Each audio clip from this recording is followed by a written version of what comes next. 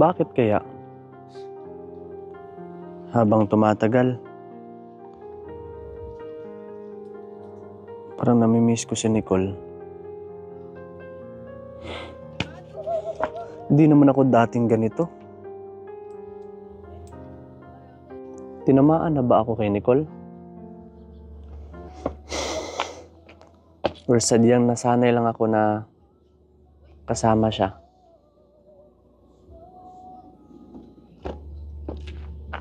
Ano kaya kung ayain ko siya ng date? Papayag kaya yun?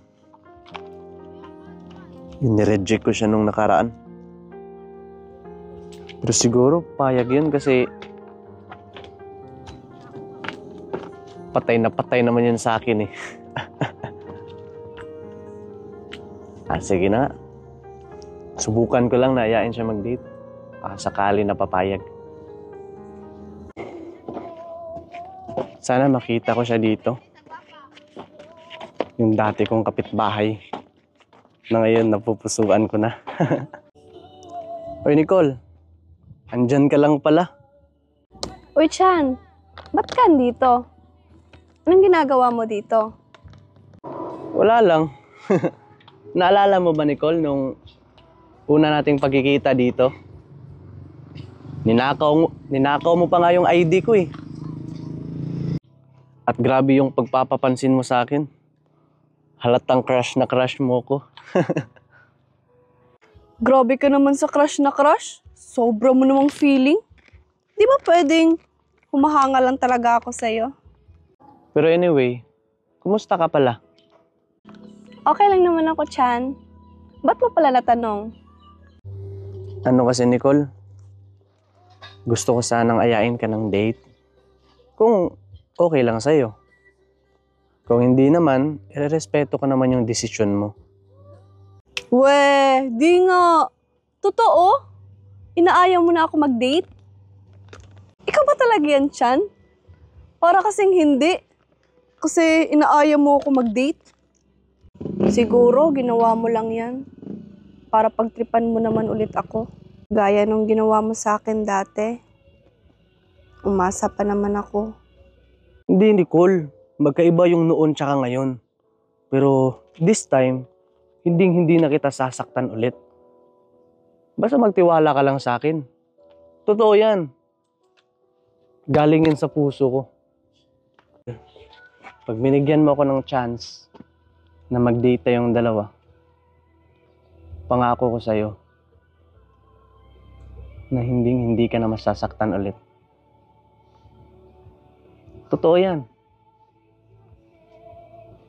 This time, ako na lumalapit sa'yo. Talaga? Oh, di kita sasaktan. Ano ka ba? Hindi naman lahat ng gwapo manloloko eh. Mag-promise ka muna sa akin. Hindi nga kita sasaktan. Kadalasan kasi, yung nagpa-promise, hindi promise means to be broken. Alam mo yan? Basta wag ka nang tumawa. Basta ayaw ko mag-promise. Ganto na lang. I-proof ko sa'yo. Promise yan. Okay sa'yo, mag-date tayo. Sige, magbihis ka na. Punta ka na sa inyo. Sige ha? Dito na rin ako sa amin. Sige, bye-bye. Kita tayo ha? Mamaya ha.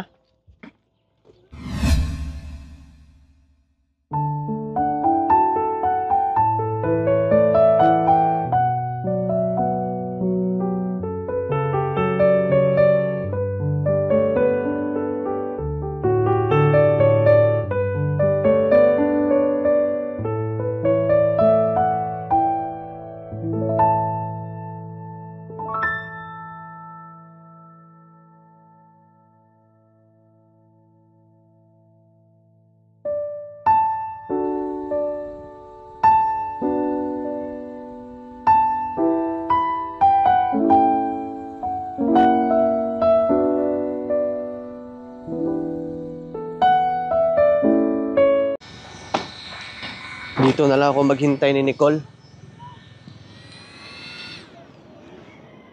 Excited pa naman ako sa date naming dalawa. Sana sumipot siya.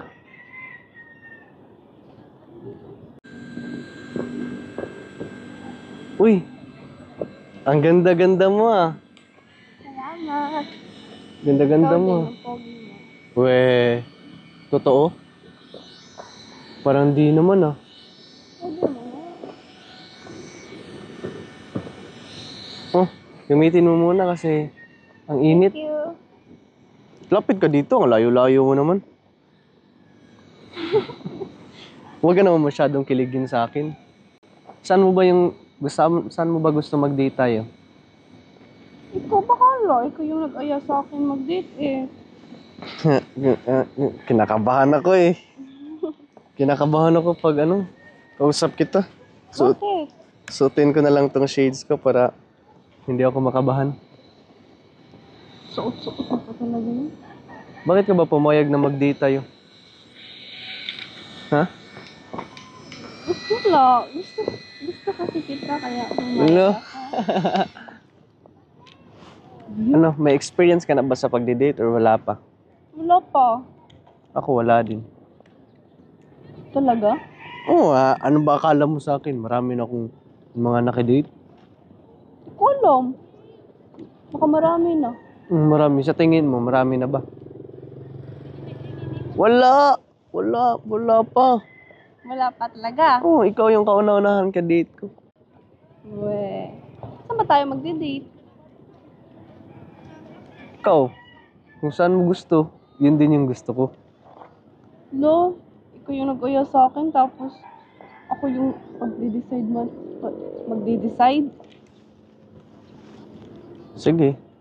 Dito na lang tayo. Gusto mo, ako mag-decide eh. Dito? Oo. Ano ba yan? Anong maganda dito? Ikaw yung maganda dito. Ano ba yan? Gusto ko fishball. Fishbowl?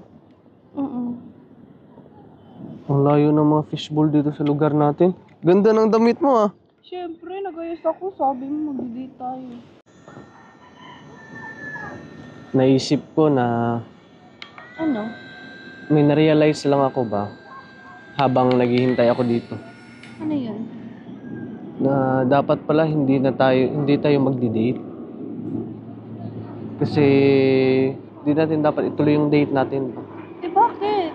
Nandito na tayo. Kasi mga bata pa tayo. Mga bata pa tayo, di pa natin deserve mag-date. Like, kailangan pa natin magpaalam sa mga magulang natin. Ikaw, nagpaalam ka ba sa magulang mo? Gusto ko eh. Nagpaalam ka ba sa magulang mo? Hindi. Ako, di rin ako nagpaalam. Kailangan, magpaalam muna tayo bago tayo mag-date. Sana pala. Hindi ka na naman sabi na mag-date tayo. Hindi ganun, Nicole. Baka soon, oh. Pinapaasa mo na naman ako. Hindi ganun, hindi nga kita pinapaasa. What I'm talking about is, English ka ba? mga bata pa tayo, kailangan pa natin ng gabay ng magulang, kailangan pa natin ng, proper. Ganun Okay naman ba? siguro, crush lang tayo. Ay, crush lang tayo. Ay, may crush ka lang sa akin eh, okay lang naman yun eh. Pwede naman tayo dito mag-date sa lugar natin. Sayang, bihis pa ako. Pwede naman tayo magbihis. Dito lang pala. Pwede naman tayo magbihis ng ganito. Ganito tayo. Pag nakikita tayo, pwede tayo ganito para mas lalo kang ma-inlove sa akin. Hindi naman, para sa akin, di naman importante yung saan tayo pupunta. Importante, makita kita. Totoo ba? Bola mo lang. Oo nga, kahit hindi mo na tayo mag-date, alam mo naman, magkakapera lang tayo pag binigyan tayo ng magulang natin. Tapos, nag-date pa. Napakapangit kasi, hingi tayo ng pera sa magulang, tapos ipang-date lang natin. Tsaka na tayo mag-date pag meron na tayong pera. Mga bata pa naman tayo. Ganun ba? Pero wag kang mag-alala kasi gusto ko na din naman kasama ka eh. Oo, gusto ko na din naman kasama ka. Sige, dito na lang tayo. Pwede ka ba hawakan yung kamay mo? Uy, wag muna. Di pa pwede. Anong di pwede? Hawak lang naman yung kamay. Ano lang naman, friend. Hindi pa pwede. Sa tamang panahon. Para hawak lang ng kamay? Oo, syempre. Ang dali lang, no? Nawakan ko na yung kamay mo. Ano bang gagawin ko para mahawakan ko yung kamay mo? Di pa to pwede hawakan. Sabi mo, bata pa tayo. O, di pa tayo pwede mag-date. Eh, ginagawa lang yun ng mga, nagdi-date. Nagdi-date pa tayo. Dito lang, usap tayo Oo. dito. Hindi, walang hawak. Sige na nga. Chan, siguro pwede naman tayong mag-date? Ipaalam ko na lang sa Tito Jo ko. Siguro papayag yun. Magandang idea yan.